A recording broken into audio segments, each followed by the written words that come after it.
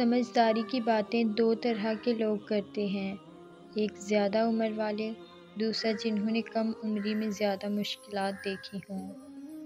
کامیابی کی پہلی سیڑھی کوشش ہے، کوشش سے غلطی، غلطی سے سبق، سبق سے تجربہ اور تجربے سے کامیابی حاصل ہوتی ہے۔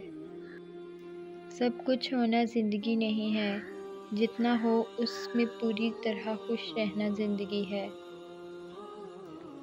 محبتوں کے عادی لوگ سخت لہجوں سے ہی بکھر جاتے ہیں۔ ہر انسان جس کے اختیار میں کسی کی خوشی اور سکون ہو، وہ خود کو خدا سمجھنے لگتا ہے۔ پچھتائیں گے ایک روز کڑی دھوپ پڑی تو، جو لوگ محبت کے شجر کاٹ رہے ہیں۔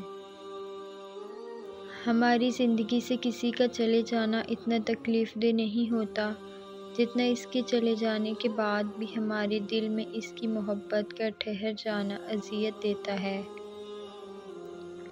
ان لوگوں پر اپنے الفاظ ضائع مت کرو جو لوگ صرف تمہاری خاموشی کے مستحق ہیں۔ کبھی کبھی ہم سب کچھ بچا لیتے ہیں مگر خود کو نہیں بچا پاتے، اپنا آپ گنوا بیٹھتے ہیں۔ کوئی نہیں دیکھتا کہ آپ کسی کے لیے کتنا کرتے ہیں، وہ صرف وہی دیکھتے ہیں جو آپ نہیں کرتے ہیں۔ الفاظ بھی پھولوں کی طرح ہوتے ہیں، انہیں سوچ سمجھ کر ادا کیا کریں، ان میں سے آپ کے ظرف کی مہک آتی ہے۔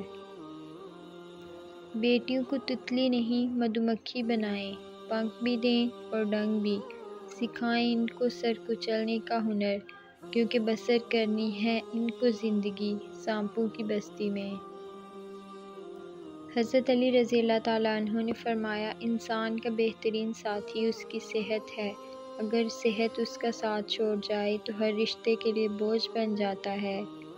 حضرت علی رضی اللہ تعالیٰ عنہ نے فرمایا، کسی سے اتنی نفرت نہ کرو کہ کبھی ملنا پڑے تو مل نہ سکو، اور اتنی محبت نہ کرو کہ اگر کبھی تنہا جینا پڑے تو نہ جی سکو۔